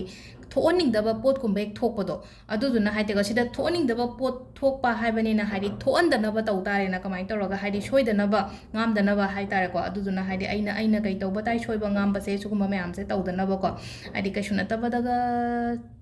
केहाइनी केनो तौबसे चोप काइन हाइरसिनेको हाइदी कैसु नतबदा चोप खोप अदुमाइनगुम्बा अदुम्बसु खतंगसु खरसु अदुम खर तौवेको सिदा अदुको सिदा को हाइदी सिदा टावरना हाइरिसे कैनो हाइमतंदको हाइदी रिन्यूगुम्बसु तौबुदि तौवेको हाइदी पोटसे लोइरगा अनौबा अमु क्रिएट तौरपो खोप अदुम्बसु दुम लैको सिदा लाइसे अदुदुना खरा सी ख्वाइ अहमद खितंग चेक्शन बियोको अदुगा चेक्शन बकोटपा अदुदुमा लैरेको अदुगा नेक्स्ट लाइबसिनाको हौजिकसे को डिस्ट्रैक्ट खरा तौगनी थबक इंखांग तौ मतमसे तो को हाइदी फोकस तौब ngamdabado डिस्ट्रैक्शन खतंग लैगनी को डिस्ट्रैक्शन खतंग लैगनी अदुगा आइना रिस्क लौबसे कीगनी बसिदा रिस्क लौबसे खतंग कीगनी थबक तौ मतमदा आइसे इन्वेस्टमेंट अमा तौदोइने खोतोइने हाइरसे को नत्रगा आइसे कराइदुनो म कैनो म चतोइने हाइरगदी को इसासे दौ खतंग निंजिंग मांजिंग नबा म तौबो को हाइदी अदु तौबिगनो को हाइदी आइना तौगे हाइना खनबा लैरगदी को अदुगी पोतो तौबदा अकाइबा कैसु लैते को काइबा कैसु लैते हाइ मतमसिदा हाइदी लास्ट की द थोलेइसे को स्टार कार्ड अमा लाइबा स्टार सिना हाइ मतमसिदा को स्टार सिदी हाइदी कैनोनेबा हाइदी ईश्वरना अइंगोंदा ब्लेसिंग्स पीबनेबा सिदा स्टार लाको मतमसिदा को ब्लेसिंग्स पीबा हाइरगदी होप थमो थाजबा थमो को सिदा हाइदी ngसाइगी अइना सिदा अमा लाखरे हाइरगा सो अमा से ngसाइगी होय टावर से खितंग सोइबा खोटपा ngसाइगी अदु मसु लैरे अदुगने को गाड़ी नुइ थौबो खोप मतमदा सेक्शन बियो को खतंग को हाइदी अयुक्ता थोपो मतमदा लाइटेन फजना खोइरमगा गुम्बा थोपियो को सिदा तुबा खोटपने सिदा ओंधबो खोटपा दमाइन तौइसे को अदुदुना यारेङै सिगी पोटसे कैनोने अलर्ट ओइबा खतंगने को सिदा आइना हाइसे हाइदी कैनो तौरगदी अखोइना प्रिकॉशन हाना लहौरगदी सोइबा ngamबदो तौदेदनको अदुना अदु ओइरे अदो सिदासो अमुको हाइदी सिदा लाइबसो हाइदी डिसिप्लिन याम नायो को हाइदी सिदा लाइबा कार्ड्सना हाइबसे हाइदी आइना थबा इंखांग तौ मतमदा डिसिप्लिन यामना नायो कैनो तौ को हाइदी थमोइ सेंगना तौ हाइदी थमोइ सेंगना तौ को अमुक्का हेना को स्ट्रांग कैनो ओइगनी को आइना तौदोरिबा थबा इंखांग मयाम सिदा आइना सिगी मयाम से थमोइ सेंगबा हाइदी थमोइ सेंगबा दगी डिसिप्लिन नाइना थबक तौबा मतमदा दो हाइदी इमोशन न को ब्लॉक तौहनगनो लाइफ ता हाइदी इमोशन न ब्लॉक तौहनगनो आई करियर नुनेदा ओइरो को हाइदी कैनो तौबा याविदना को थबकती फजना चटलेबा आइगी थबक से दुम स्मूथली चटली खोली हाइना लोइना खल्लसेबा हमब्रा अदुगा समवेयर कदाइदनोमा हाइतारे को हाइदी रिलेशनशिप सिदा प्रॉब्लम लाको मतमदा आई थबक फोकस तौबा ngamdena को अदुदुना हाइदी आइगी अदुगिदो साइड अमदा इंथो अदुगा आइगी थबक सिदा फोकस फजना तौबियो को अदो सिदा कैनो तौबा लाखरगसो को अरोइबदा कार्ड से फबा लापनिन को अदो केमता कैनो तौनी हाइदी कैसु लैते को फेथ यामना लै को इसा इथंदा को इसादा थाजबा को ईश्वरदा थाजबा थमे अदगी इसादा होप सु यामना लै को अदुगा आइना तौदोरिबा आइगी लाइफ की पर्पस सिजु इसाना खंगजे को आइसे कै तौदोइनो को तोइनो हाइमना जो इसा इथंदा मोटिवेटेड सु यामना ओइजे को अदो सिदा ब्लेसिंग्स लै को हाइदी यूनिवर्स सिना आइंगोंदा चांबी अदुदुना आइगी दमकतदी ईश्वर लै हाइबगी को इसादा बिलीव तौबियो को सिदा लैरे अखोइगी कैनोगी से को इराई नुमित की कार्ड की मैसेज से को दो मथंगी लास्ट की थांगजगी अमु येमिनरसे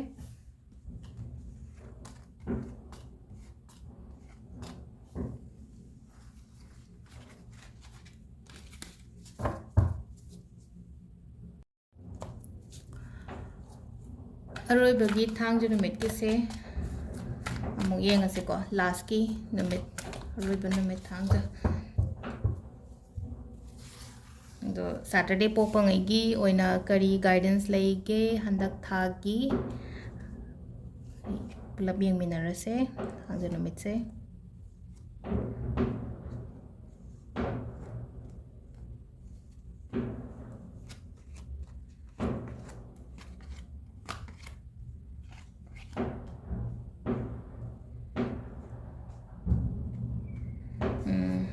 ꯊꯥꯡꯖꯁꯤꯁꯨꯀꯣ ꯊꯥꯡꯖꯁꯦ emotionally breakdown khara leigani ko emotionally breakdown nena haragadi khatang thawai nungaitaba khopa hadi aigi tha